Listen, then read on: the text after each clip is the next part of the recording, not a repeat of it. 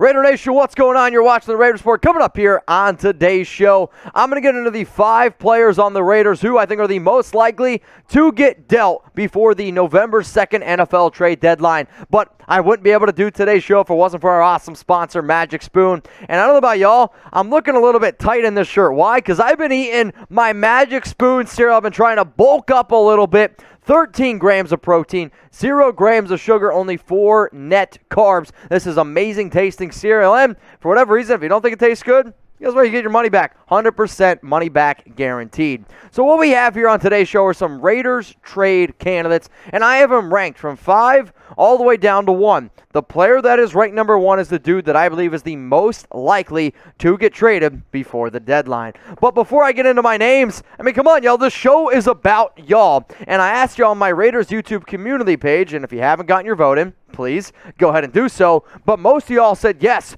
the Raiders will make a trade before the deadline. So I'm going to ask you again, type T for trade or P for pass. Should the Raiders make a trade at the deadline? At number 5 here are my Raiders trade candidates, quarterback Marcus Mariota. The only reason why Mariota is on this list is because he plays quarterback, and there are plenty of teams out there that could actually probably use a quarterback that is as talented as Mariota. Now, the other issue is this. He has only 2 carries this entire season. He has plenty of injury history, but there have actually been some teams that have expressed interest in Mariota before. And the fact that he's going to be a free agent next year, I hate to break it to all you Mariota truthers, but he's not going to be on the team next season unless he takes a much, much cheaper contract. And I want Derek Carr on the field as much as humanly possible. Do I like when Mariota comes out here and there? It's fun and exciting? Sure. But at the end of the day, if it matters, if we're 4th and 1, 3rd and 1, 1st and goal, it doesn't matter. I want the ball in DC's hands because that's how good he's played. But he does have 2 carries. He's got 35 yards. And when you look at some of these teams out there, maybe you see some hungry teams. I mean, the Jets just ended up trading for Joe Flacco. Joe Flacco or Mariota. I take Mariota 9 times out of 10. So what I decided to do here is try to figure out some potential Mariota trade destinations. I do have the Cleveland Browns on this list. This isn't ranked in any order. I just want to give you some names. Why? Baker Mayfield dealing with an injury. The Houston Texans. What happens if they actually do end up trading Deshaun Watson? They don't get a quarterback in return. Davis Mills stinks. Mariota would be the top guy there. Philadelphia Eagles. No disrespect to Jalen Hurts. But is Jalen Hurts really the answer in Philadelphia? That's also been a team that's expressed interest in Mariota. The Carolina Panthers. Sam Darnold has been terrible. And I mean terrible.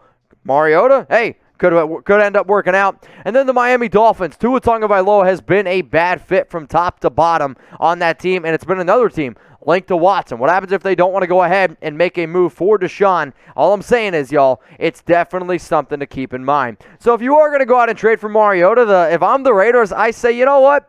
I want you to put on some game tape. And the tape that I try to show any of these 5 teams here, or any team out there that expressed some interest in him, is his performance that he had last season up against the Los Angeles Chargers, because that's the only game that really Raider fans and anybody talks about. He did have 9 carries. He had 88 yards, and sure, he had a rushing touchdown. I do think, though, it's kind of funny where everyone was like, oh, Mariota played so great. But they ended up losing the game, and it was really because he had a really bad interception late in the game. And I damn know this. If it would have been Derek Carr that had that late interception, everyone would have been like, oh my gosh, Derek Carr stinks, this and that, this and that. But you're not just going to trade for Mariota just because of his running ability. You're hoping that he can play a little bit, also being able to throw the football. And he did have a touchdown. He had an interception in this game as well. And from top to bottom, I thought he played pretty well. But Mariota, from everything that I'm seeing here, I do think could definitely be a name to keep in mind. And in that game up against the Chargers, he was 226 yards, a touchdown, an interception, a completion percentage of 60.7. But, y'all, one of the biggest issues is this. If Mariota goes down, it's only Nathan Peterman, and the Raiders won't trade Peterman because they've already paid him his full contract, and let's face it, nobody's actually going to go out and trade for Peterman. And if Carr goes down, your season's over, which is why I'm okay being a little bit ballsy here. Trade a Mariota for some draft picks. But what is Mariota worth in a trade? Because I remember last year I asked y'all, and it was like 70% of the votes came in for a first and a second round pick. I hate to break it to you, you're not going to get a first or second round pick. And there's plenty of articles out there that are like, oh, the Raiders could get a third round pick for Mariota. No, there's absolutely 0% chance that you're going to get a third round pick for Marcus Mariota. So what I would say is this. I would want a fifth round pick at the absolute least. I really do think if a team goes out and trades for him, what does that mean? Obviously that they want him and that you could probably get a fifth. If Joe Flacco is going to go for a conditional fifth, there's absolutely no reason why Mariota can't go for at least a fifth-round pick. Now, if any trades do end up happening, we're going to be making a video about it, and I'm going to be going live. That I can 100% guarantee you. So it's a very important week to subscribe to the Raiders Report and turn on those notifications, because if a trade happens and you're the dummy that missed it, all I'm going to say is, well, that's on you. So how do you make sure you don't miss any Raiders news this week and literally ever? And I mean ever. Daily videos right to your home. All you got to do, go to your settings app on your phone, scroll down, tap YouTube, tap notifications, and then turn on allow notifications. So I want to give a shout out to some people that I know have their noties turned on, and some people that have actually clicked the bell right underneath this video. That's how you turn on your notifications. You click the bell underneath the video, then you click all. So shout out to A-Bomb, Colton, X-Wing, Sebastian, and Jamie for being the very first commenters. And if you want to see your avatar or your name on a future show, hit the subscribe button. Turn on those notifications, and make sure to be the very first one to comment on a future video. Let's go to the next trade candidate here for the Raiders. Coming in at number 4, probably the player that is probably my best friend on the team. It's Nick Kwiatkoski, but I've sat down with Kwit. He knows kind of what his role is on this team, and at this point, he's more of a depth player, more of a special teams guy, and it's really because he's just been a bad fit in this Gus Bradley system. He hasn't really been a very good coverage linebacker. He hasn't done a very good job going sideline to sideline, but this does pay me a little bit because I've seen that he has the talent to be able to do it. There could be a team out there that says, hey, we'll give Kwit a shot. He was a team captain last season. He could be a good NFL linebacker. We've absolutely seen it. He just needs to be in the right system. And here's the other thing. He's going to have an $8.25 million cap hit next year. I would be shocked if the Raiders decided to go ahead and try to pay him that. Now, if they don't, they do have to eat most of it, but if a team's willing to take on that contract, this is going to be a team that ends up doing it. So here's the Raiders linebacking depth chart. Denzel Perriman has been better than Kwit. He's still a liability in coverage. KJ Wright, he's on a one-year deal. Corey Littleton, he's been better this season, but you're hoping that guys like Nicholas Morrow, when he comes back healthy, and hopefully that happens this week, then maybe move on from Kwit. Javen White's a name, Divine Diablo as well. Now, last season he had 81 tackles, 4 tackles for loss, 4 pass breakups, and an interception. And I think everyone would agree, Kwiatkoski was the Raiders' best linebacker. So for that reason, I do really, truly believe that there is some value there. And there's going to be a team out there that says, okay, we can go out and get a guy like Kwit. But just like I asked you for Mariota, what do you think Kwiatkoski is worth in a trade? And the only reason why is because linebacking can be a little bit of a different position, because a lot of times I always say, the linebacker position in the NFL is a lot like running back. It's probably the easiest position to be able to replace. So with that being said, I'm going to go ahead and say I'd want a 6th-round pick at least. He has special teams value. He's a good guy in the locker room. I know a lot of players that like him as well, and he is a talented player. So for me, I would want a 6th-round pick at least for Nick Kwiatkoski. Now today's show, again, y'all, sponsored by Magic Spoon. If you're craving something healthy, if you're craving some sweet cereal that you can also, when you're eating it, you're like, man, how's this stuff good for me? I'm telling you, it's too good. You got to try it. It's actually kind of insane. I don't know if I was a kid, if I would want Magic Spoon as a Halloween thing, but maybe I'm a little halfway tempted to give it out to see what kids have to say. At the end of the day, but it's 13 grams of protein, 4 grams of net carbs, 0 grams of sugar. Go to magicspoon.com/Raiders. That link is going to be available for you all in the comments. It's also going to be available for you all in the description. Don't miss this special offer. Plus, it's keto-friendly, non-GMOs. If you're trying to eat healthy, Magic Spoon's the way to go.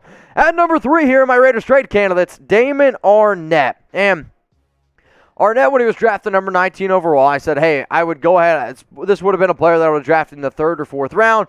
Definitely took a lot of heat for it. But somebody I really, truly believe is going to be willing to take a shot on Damon for 2 reasons. He played college football at Ohio State. Second reason, he was a 1st-round pick. There are going to be people that are like, all right, Arnette was just a bad fit with the Raiders. We can get the talent, and we can make the most out of him. And I would say, please, go ahead and do so. And maybe he gets a fresh start, because we've seen some NFL teams where it's a bad fit somewhere. Solomon Thomas is a perfect example of that. Sully was a bad fit with the 49ers, and he's been much better with the Raiders. You have certain situations like that. F. Arden Key, because that definitely wasn't the case. But when you look right now at this Raiders depth chart, Brandon Faison has definitely stepped up and played pretty well. Casey Hayward's been solid. The only reason why I might say, all right, I'm going to pump the brakes here a little bit is because, well, he is on IR. Trayvon Mullen's also on IR. There's been some other injuries to this Raiders team. But this season, he's got 4 tackles, no picks, 1 pass breakup. But it's a sample size, and some people are like, Mitch, it's only his second year. And you're right. But turn on the tape. You have to be able to realize that you're never going to get a first-round pick out of Arnette. You're probably never going to get a player that was worth drafting the first 3-4 rounds. So when you look at his career stats here in 13 games, he's allowing a 74.4% completion percentage. He's allowed 396 yards. He's got 3 pass breakups, no interceptions. And then the PFF grades this season alone, a 32.9 overall grade. Sorry, that's bad. Run defense, okay, he's been good against the run, but that's probably the most least important thing when it comes to being a corner. Tackling, coverage, you want somebody that can cover, and Damon for 2 years has literally shown that he doesn't have the ability to be able to cover at the NFL level. So here's my question. You drafted Damon Arnette, number 19 overall in the 2020 draft. What is Arnette worth in a trade? And this one stings because anytime you draft somebody in the first round and you're only moving on from him just 2 years later, you want a high pick. Man, at this point, I'm willing to just wipe my hands clean with Damon. Wish him the best in the future. I've never met the guy, but at the end of the day, you want young players, I really think, to be able to succeed. But it's also hard to root for Arnette at times because he's kind of a bonehead. So what do you think you guys would want? I personally would want a 5th or a 6th round pick. If I got a 5th for Damon, I would take it. Honestly, even if I got a 6th round pick for Arnette, I'd probably take that one as well. At number 2, Amik Robertson. And if you would have told me this when the Raiders drafted him, I would have said you're crazy. But you really got to start reading some of these tea leaves here with Amik. And Amik was benched in week 7, okay? Or actually, benched in week 6, excuse me. He gave up an early touchdown in that game, played 13 snaps. Brandon Faison came in, played phenomenal. Then the Raiders go out, they sign Desmond Trufant, and they go out and get Brandon Faison, who both have been playing pretty well. Both had way more snaps this past week. And for Robertson, he was a healthy scratch in week 7. A lot of times when you see stuff like this happen right before the NFL trade deadline, it means don't be surprised if Amik gets traded. So in his career games, okay, 14 of them, he's allowed a 73.9 completion percentage, 221 yards. He's got no picks, no pass breakups, and overall has definitely struggled. Plus, he's not really a Gus Bradley corner, and what do I mean by that? Gus didn't draft him, and Gus likes longer, lankier dudes, and I love Amik, but he just simply isn't that. So out of the 2 players that I just mentioned, Amik Robertson and Damon Arnette, who is the better corner? Because maybe you decide to keep the guy that's better.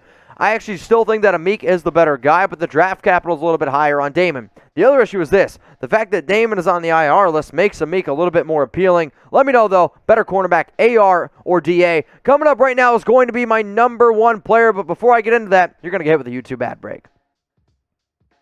Number 1, it's Clelin Ferrell, and if you follow my show for probably the last week, if you follow me on Twitter, Instagram, or any of the shows that I've done at Chat Sports, this probably was like a duh. It was going to be Cle. And I just want to say this right now. If you're a team and you're 5-2 and you're playing the way that the Raiders had, I don't really know if it does make sense to make any trades or get rid of any of your depth. But if you are looking long-term, it absolutely makes sense to get rid of Clelin Ferrell, who I really, truly believe has been a good rotational piece this year, but hasn't been the best fit in Bradley's system. He's played in 32 career games, I believe, only 6.5 sacks, and I really think he's going to end up getting cut next season. I mean, guys, look at these numbers here.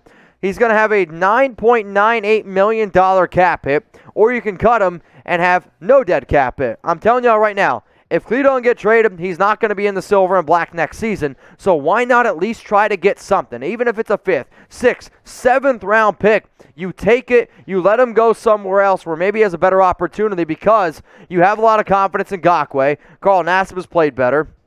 Crosby's been an absolute monster, but maybe this is also what a guy like Malcolm Kuntz needs to be a little bit better. So, like, it's kind of an interesting situation from top to bottom, but Cle just, it's frustrating because I really thought that he was worth a first-round pick. I never would have taken him number 4 overall. If the Raiders would have drafted Ferrell number 24, number 27 overall in that year draft, I wouldn't have been upset. I would have said it was a good pick. In fact, I had Cle in a lot of my mock drafts.